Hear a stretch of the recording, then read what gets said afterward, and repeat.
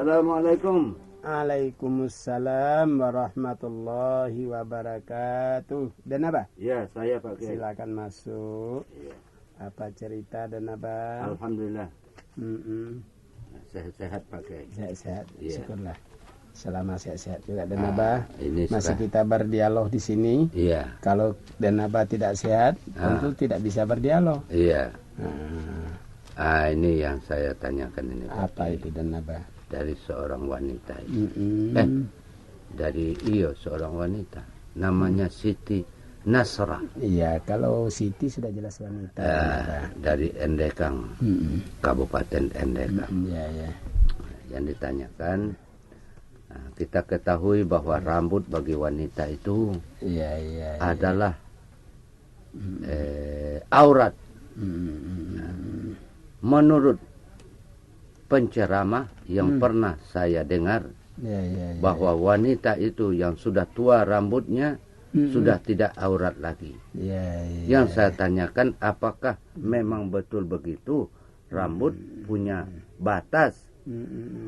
Ada yang menjadi aurat, ada yang tidak menjadi aurat. Bagaimana ini Pak Kiai? Jadi ada penceramah yang menjelaskan kalau rambut orang tua tidak lagi jadi aurat. Ya. Kenapa begitu dan apa ya? Nah itulah. Yang kedua, sejak kapan yang tidak aurat? Iya. Jadi kalau rambut anak muda yang aurat. Apa rambutnya kah, atau kena mudanya, atau kena tuanya? Itu. Ya. Itu masalah menutup rambut dan apa? Pada dasar hukum tua atau muda sama. Iya. Yang tidak sama dan apa ada? Apa yang tidak sama? Rasa tertarik laki-laki. Iya betul. Tapi ya tua pakai yang tua tong tertarik. Jadi yang muda tidak tertarik sama yang tua? Yang muda tidak tertarik. Salah barangkali dan apa? Malah orang tua laki-laki tertarik pada yang muda. Oh begitu? Iya. Iya kalau laki-laki Pak Kiai. Iya. Ini yang saya bilang, yang tua. Tertarik cuma sama tua. Ada tertarik sama tua. Jadi kalau begitu ada orang tua pacaran? Ada Pak Kiai, ada. Jadi begini dan apa? Itu masalah rambut dan apa? Tidak dibedakan laki tua atau muda.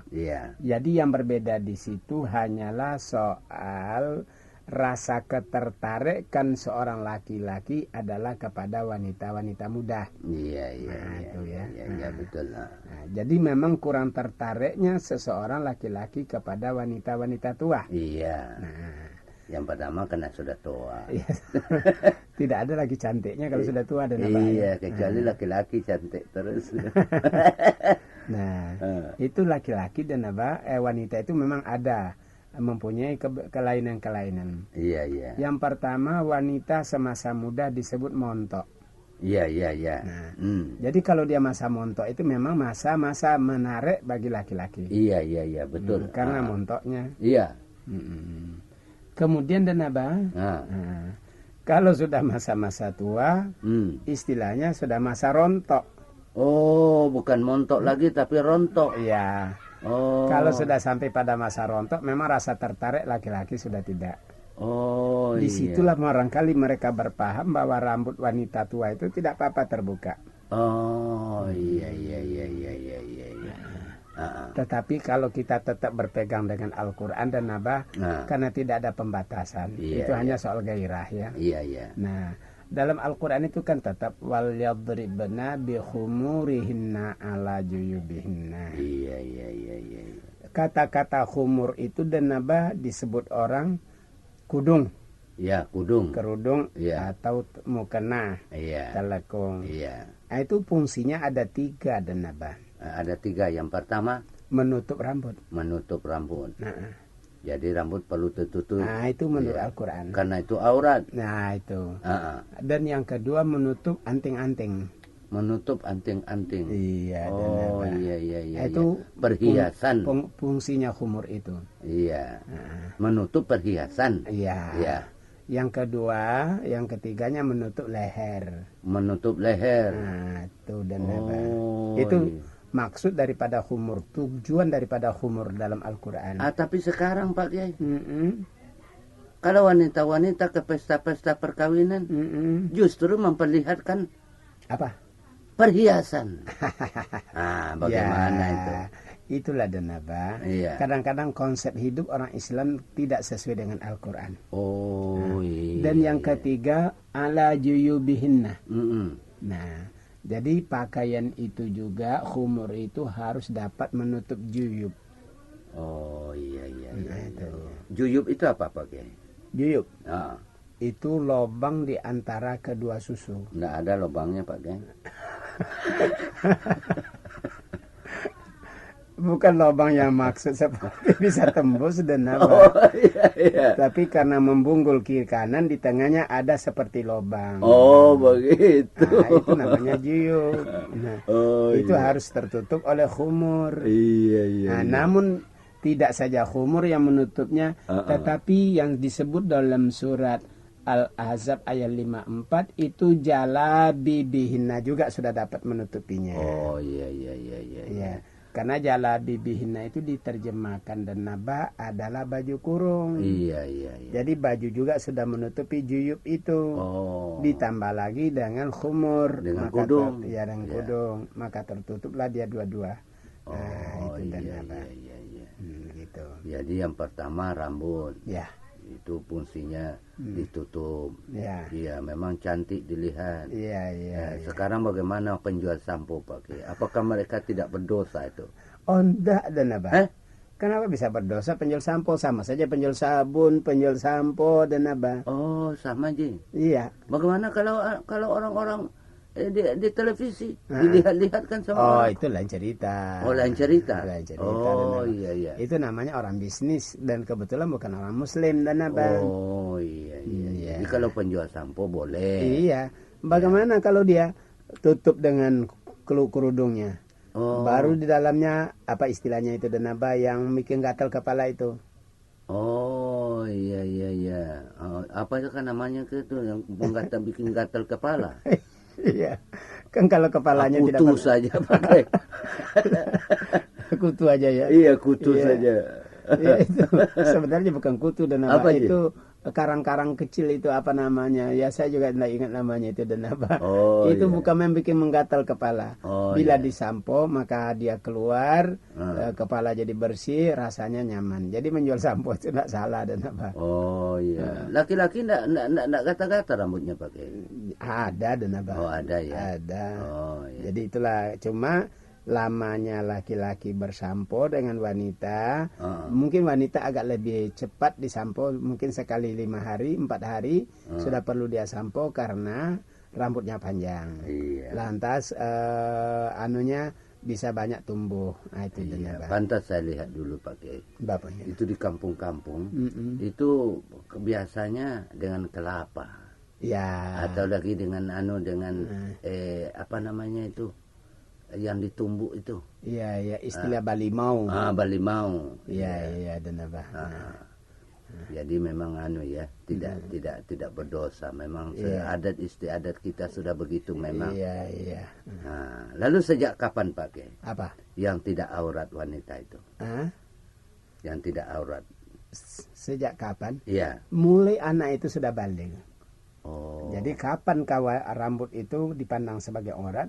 Seperti yang dicantumkan di dalam hadis, waktu Siti Asma mau ke rumah kakaknya. Siapa itu Asma? Itu adalah anaknya Abu Bakar. Asma. Bersaudara dengan Aisyah. Iya. Lantas? Setelah dia pergi ke rumah kakaknya Aisyah, bertemu dengan Nabi. Iya. Di mana pakaiannya jarang, seperti baju bodoh. Iya. Sehingga Nabi menegur, "Hai Asma, kalau wanita sudah haid, tidak pantas dilihat kecuali cuma ini dan ini." Apa ini dan ini? Ini itu Nabi rupanya menunjuk muka dan menunjuk telapak tangan. Itulah yang boleh dilihat.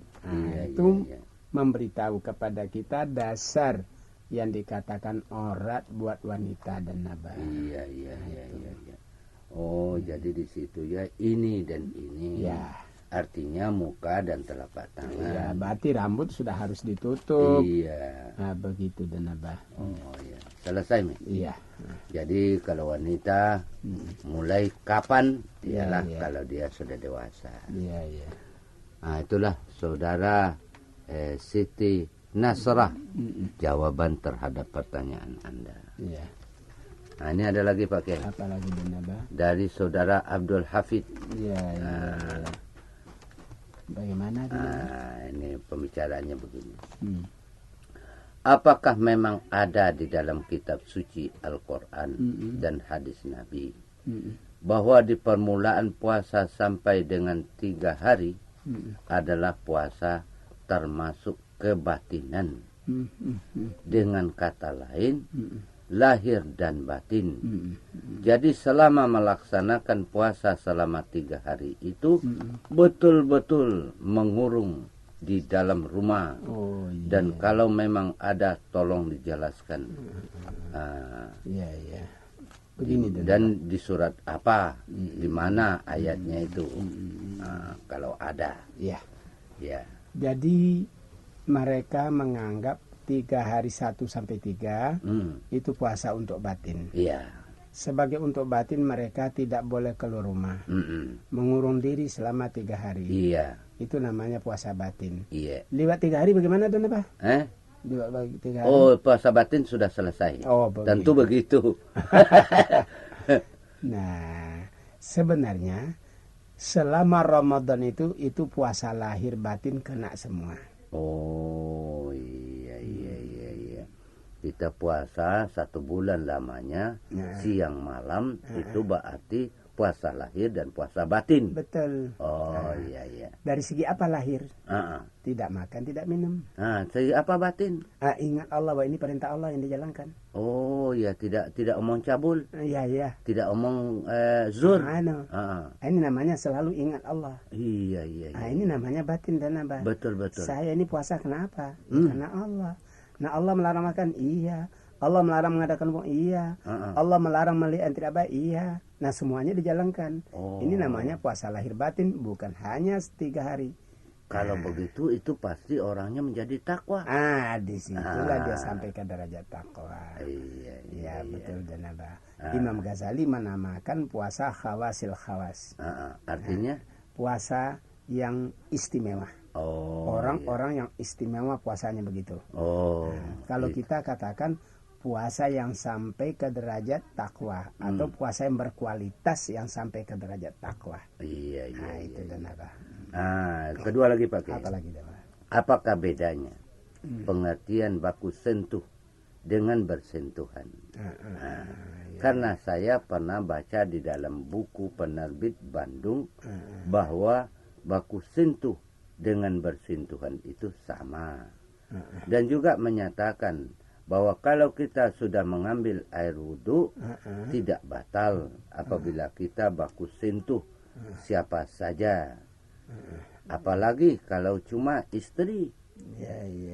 Jadi dalam hal ini mohon Pak Kiai dan Naba dijelaskan apakah batal atau tidak. Karena kita baku sentuh dengan yang bukan muhrimnya. Ini Abdul Hafid Pak Kiai. Kopral 1. Dari anu ini. Dari mana? Dari John Rinif. John Rinif di daerah. Dari mana ini? Dari 726.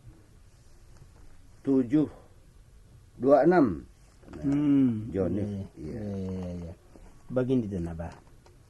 Kalimat bersentuhan laki dan perempuan. Apakah itu namanya baku sentuh atau bersentuhan? Sebenarnya kalimatnya ialah sengaja atau tidak disengaja. Ada bersentuhan dengan sengaja. Ada yang tidak sengaja. Ada yang tidak sengaja bersentuhan. Nah, sekarang berlainan jenis. Suami dengan istri bersentuhan. Nah, apakah itu batal wudhunya? Itu persoalan, iya. Itu persoalannya. Persoalannya dan apa? Iya. Masalah ini memang termasuk masalah khilafiyah. Oh, iya, masalah khilafiyah. Dalam Al-Qur'an kalimat pada surah An-Nisa ayat 34, aula mastumun nisa. Artinya, kalau kamu sudah lamas perempuan, maka kamu harus berwudu lagi. Bagaimana kalau tidak lamas, Pak? Kalau tidak lamas, tidak berwudu. Kalau dilamas, mesti berwudu. Apa itu lamas? Tinggal itu yang dinabatanya. Apakah itu lamas? Di sini pangkal perbedaan pendapat. Oh, iya. Ada yang menerjemahkan lamastum ini dengan makna bersentuhan kulit. Iya. Jadi kalau kulit bersentuh laki dan perempuan, maka wuduknya batal. Iya. Iya. Bagaimana kalau rambut yang bersentuhan? Iya. Dijawab kalau rambut yang bersentuhan tidak batal wuduk. Iya, sebab rambut, Ji. Ya, bukan kulit. Iya. Bagaimana kalau kuku laki-laki bersentuh sama kuku perempuan? Iya. Dia bilang tidak batal wuduk. Iya. Bagaimana kalau gigi laki-laki tersentuh sama gigi perempuan? Iya. Bagaimana menurut Naba? Tidak batal wuduk. Tidak batal wuduk karena sebab gigi bukan kulit. Asal bibirnya tidak kesentuhan. Iya. Begitu Naba ya. Sekarang itu golongan yang mengatakan batal. Jadi kalau gigi katanya sentuh sama gigi itu tidak batal. Iya. Bisa gitu Naba, bisa gigi sama gigi bersentuh. Bisa. Tapi apakah tidak bersentuh bibir itu? Tidak bersentuh, Pak. Panjang sekali giginya orang itu. Atau gigi palsunya laki dengan gigi palsunya perempuan tidak batal itu, Pak. Iya. Sekarang itu golongan yang mengatakan batal. Tapi golongan yang mengatakan tidak batal, mereka menerjemahkan ayat itu lamastum itu seperti tafsir Ibnu Abbas. Iya. Bukan dengan makna lamsun, sentuh kulit. Oh, iya. Jadi berubah pengertian aula ya. Aula mastum. Ya. Lamastum itu menurut dia bukan sentuh kulit tapi jamaktum. Jamaktum. Lamastum bermakna jamaktum. Arti jamaktum banyak. Bukan. Apa sih? Mengadakan hubungan. Mengadakan hubungan. Saya pikir jamak Indonesia. Kan jamak Indonesia kan banyak, Pak. Iya, betul. Jadi lamastum bimakna jamaktum artinya mengadakan hubungan. Karena jamaktum itu artinya berkumpul dan apa? Iya, kumpul dua-dua. Itu baru batal wudhu. Jadi bersentuh kulit tidak. Itu pendapat ya. Kemudian mereka juga menggunakan teori dari bahasa Arab. Iya. Bagaimana teori bahasa Arab? Itu wata'a memijak dan apa? Wata'a memijak. Hujrati lantai. Wata'atul hujrati memijak lantai. Iya. Tetapi kalau diganti dengan nisa kalimat hujrah. Jadi kalau memijak lantai dengan apa dan apa? Memijak lantai dengan kaki. Itu. Ya. Tapi kalau hujrati diganti dengan an-nisa, wata'atun nisa. Iya. Apa terjemahnya dan apa? Memijak perempuan. Dengan kaki juga kayak itu. Iya. Oleh sebab itu kalimat lamastum dengan ada kalimat an-nisa di belakang, terjemahnya tidak lagi terlek. Iya. Sudah yang tersirat di belakang yang tersurat. Itu. Begitu dan apa? Pandangan ahli-ahli hukum tentang wata'atun nisa dengan lamastumun nisa. Iya. Begitu dan apa ya? Kemudian dibuktikan lagi dengan hadis. Yang mana di dalam hadis yang diriwayatkan oleh Abu Daud menyatakan anan Nabi sallallahu alaihi wasallam yuqabbilu ba'da azwajihi yusalli wa la yatawadda. Artinya Pak adalah Nabi mencium akan istrinya, kemudian dia sholat dan dia tidak berwudu lagi. Iya, karena sayangnya Nabi kepada istri. Iya, dan jadi contoh buat kita. Apakah mencium itu karena sayang atau karena apa? Karena sayang. Gitu iya, karena sayang Pak. Iya, contoh buat kita. Apakah kira-kira sama mencium istri yang mencium anak dan apa? Oh, enggak sama. Apa? Kalau mencium anak itu kenapa? Karena kasih kan. Cium istri? Karena sayang. Oh gitu ya. Saya kira tidak dan apa. Enggak, mencium istri itu ada gairah. Oh, iya ada gairah. Kalau mencium anak kan ada gairah. Oh. Gairahnya ada, sayangnya ada. Oh, begitu. Gitu, iya. Iya. Begitu jadinya. Jadi bertolak kita dengan pendapat yang berbeda ini terserahlah kepada masing-masing. Iya. Mana yang mau mereka pakai. Kalau saya pakai. Saya pakai jamak tum itu. Jamak tum ya. Iya. Iya. Sebab masalahnya pelaksanaannya sulit pakai. Ya, apa sulit? Kalau kita pergi ke Mekah naik haji, selalu disentuh orang. Ya? Iya, kadang-kadang tersenggol istri, kadang-kadang bukan bersenggolan lagi pakai. Malah dipegang. Iya. Kalau tidak hilang istri kita. Iya begitu. Jadi kalau saya lebih baik itu pakai. Iya. Sekianlah Saudara Abdul Hafid jawaban terhadap pertanyaan Anda. Iya. Masih ada waktu Pak Kiai? Silakan dan apa? Ini lagi ada utang lagi Pak Kiai. Iya, utang apa dan apa? Utang kepada orang. Tapi tidak disampaikan. Ini pertanyaannya dulu Pak Kiai. Ya. Dari saudara siapa kan namanya nih? Muhammad Jufri Setiawan. Iya. Dari Tenggara, Maluku Tenggara. Oh, jauh dah. Iya. Dari Maluku Tenggara. Ini pertanyaannya. Saya memang seorang perantau yang berpindah-pindah dari daerah satu ke daerah lain. Dan pernah saya pinjam uang 10.000 pada teman untuk pulang ke daerah perantauan yang semula. Dan berjanji untuk dikembalikan sesampainya di tempat tujuan saya. Namun sampai saat ini uang itu belum saya kembalikan. Pernah saya titip uang itu kepada orang. Namun tertinggal saat kapal akan berangkat. Dan saya kirimkan surat melalui pos sesuai alamatnya. Namun hasilnya nihil. Pertanyaan saya, bagaimanakah caranya uang dapat saya kembalikan sedangkan dia sudah tidak berada di tempat lagi? Apakah itu termasuk dosa besar dan haram hukumnya dan agama Islam? Nah, bolehkah saya sumbangkan uang itu ke masjid supaya terlepas dosa saya? Mohon penjelasan Pak. Iya. Begini dan Pak. Iya. Masalah utang. Istilah agama sudah ada dan apa itu atau istilah peribahasa. Iya. Utang dibayar, piutang diterima, menjemput mengantarkan, meminjam mengembalikan. Iya. Itu sudah istilah bahasa yang menggambarkan kehidupan sosial masyarakat. Iya. Adat utang dibayar, adat piutang diterima, adat menjemput mengantarkan, adat meminjam mengembalikan. Oh iya. Ada lagi Pak Kiai. Apa? Utang emas di negeri orang. Utang hujan batu di negeri sendiri. Lebih baik hujan batu. Iya. Silakan.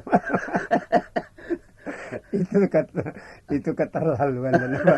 Hujan emas di kampung orang, hujan batu di kampung sendiri, lebih baik di kampung sendiri. Itu silakanlah. Itu dalam istilah kerinduan. Oh iya istilah rindu dan apa? Biar hujan batu baku hantam di kepalanya, mau dia datangi juga. Itu karena rindunya. Sebenarnya itu tidak sesuai dengan kenyataan lagi. Iya. Nah, bagaimana? Utang tadi sudah dibayar. Sekarang jalan yang harus dia tempuh. Karena itu dan apa? Bila kita berutang, harus cepat dibayar. Sebab itu tidak mustahil orang yang bersangkutan itu meninggal atau pindah rumah. Namun cara membayarnya sekarang adalah melalui surat, melalui RK-nya. Iya. Oh, melalui RK. Iya, ditujukan ke RK-nya. Iya. Saya perlu bertemu dengan nama Sianu. Iya. Minta Bapak RK memberikan penjelasan di mana alamatnya sekarang. Iya. Nah, itu surat dikasih sekaligus perangko.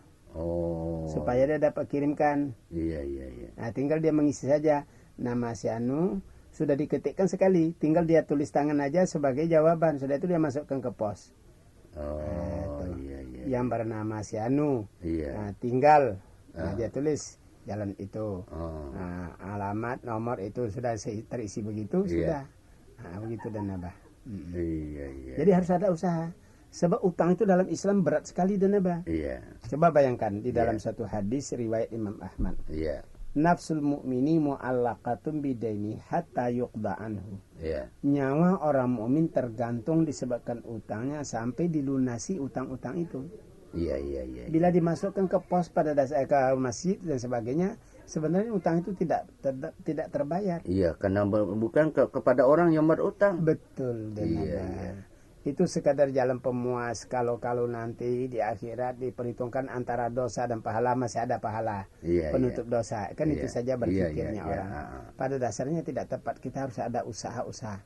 Nah, begitu dan Abah. Dia tidak tahu alamatnya lagi. Nah, itulah saya katakan tadi, karena alamatnya orangnya sudah pindah. Iya. Kepindahan yang bersangkutan kemungkinan karena terlambatnya kita membayar utang. Oh, jadi dikirim surat ke sana ke RT-nya. Itu. Ya kan RT yang terkecil, Pak Kiai. Iya, betul. Iya. Nah, RT-nya lah nanti yang memberitahu bahwa si Anu itu pindah ke sana. Oh. Supaya kita dapat membayar utang kepada alamatnya yang baru. Oh. Nah, begitu dan Abah. Iya, betul itu, Pak Kiai. Sebab masalahnya jadi persoalan sampai di akhirat. Iya, betul. Iya. Bukan hanya di dunia, tapi sampai akhirat. Iya. Iya. Nah, ini lagi Pak Kiai. Oh, sudah selesai anunya. Iya. Ada dari anu Pak. Dari mana? Dari Sinjai Barat. Sinjai Barat. Iya. Kalau begitu sudah waktu Pak. Baik dan Abah. Iya, saya permisi dulu dah. Sama-sama. Assalamualaikum. Waalaikumsalam warahmatullahi wabarakatuh.